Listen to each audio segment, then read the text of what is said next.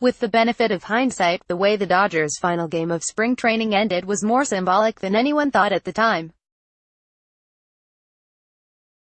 On March 27, the third game of the Freeway Series against the Angels ended in the fifth inning when a water main under the stadium broke and sewage spilled onto the field, releasing an unmistakable foul stench that made the decision to end the last exhibition contest pretty easy.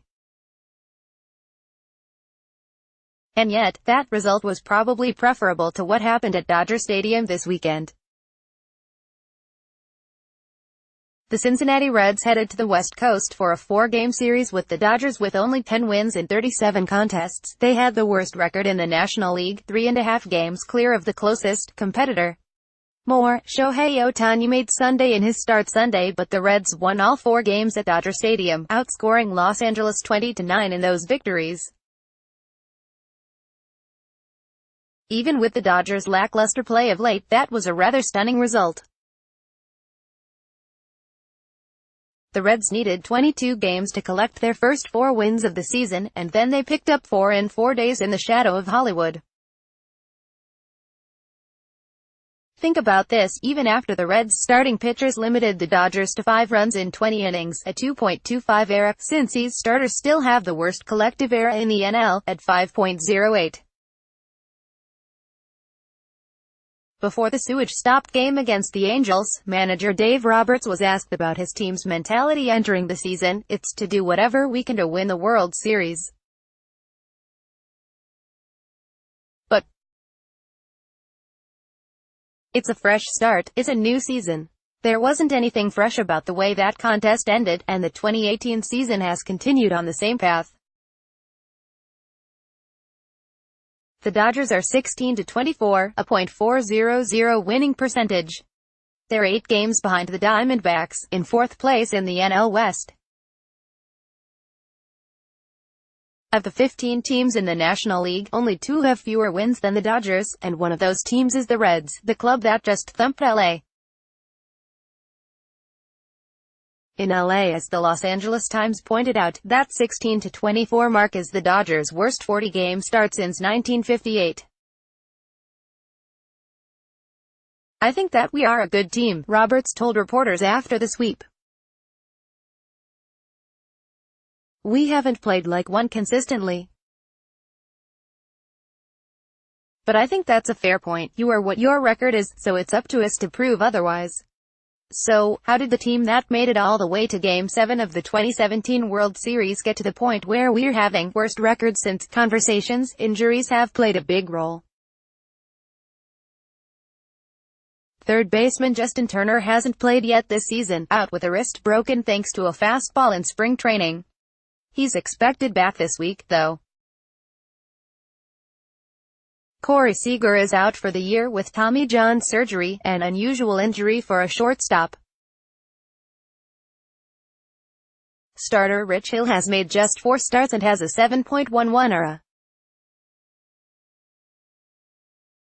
SN's MLB Power Rankings for May: Clayton Kershaw made 7 starts before landing on the DL. Hyunjin Ryu was outstanding for 5 starts, but injured his groin in his 6th start and will be out until sometime in July. Yasiel Puig spent time on the DL, and he's batting just .204. Logan Forsythe is now on the DL, with a .174 average. Lefty reliever Tony Cingrani is on the DL, too, with a 5.79 ERA. And some guys are just struggling. After a breakthrough 2017, .288 average, .354 on-base percentage, .850 ops, Chris Taylor has struggled, .232, .301, .718. Cody Bellinger had a .933 ops last year, but he's at .788. Closer Kenley Jansen has a 3.78 ERA, 4.77 FIP after posting a 1.32 ERA, 1.31 FIP last year, and he's not the only struggling reliever. As a group, LA's relievers have a 4.51 ERA, 13th of 15 NL teams, and a 4.40 FIP, dead last. Okay, so what now? Nobody expected this team to be 8 games out of first place in its division, with one of the worst records in the league. Seager is gone for the season. Kershaw is out for at least another couple of weeks, Ryu for another couple of months.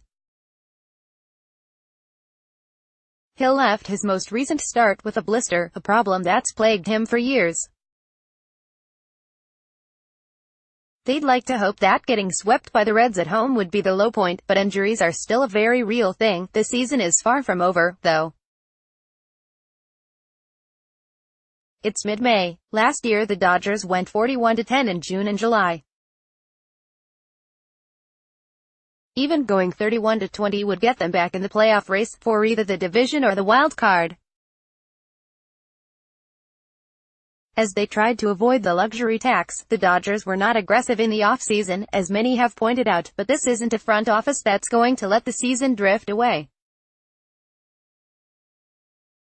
Sure, the payroll is way down, but the opening day number still topped $187 million. The window of contention isn't closing anytime soon, but baseball has taught us not to waste any opportunities. They could make a trade for superstar shortstop Manny Machado, a free agent to be crushing the baseball for a Baltimore team with a .317 winning percentage. He wouldn't be cheap in prospect cost, but the Dodgers do have a stocked farm system, and the Orioles lost most of their trade leverage by waiting this long to deal Machado. More, Yankees tempering expectations after first 40 games. If they were to somehow add Machado and Turner comes back and produces the way he has from the moment he put on a Dodgers uniform in 2014, that would be a huge shot in the arm, offensively, even with just the return of Turner and the return to form of guys such as Puig, who homered Sunday, and Bellinger and Taylor and Jansen and Kenta Maeda. 3.80 career era, 4.75 era in 2018. Their fortunes could turn around quickly, because here's the truth, it's not like the Dodgers have been getting blown out all season.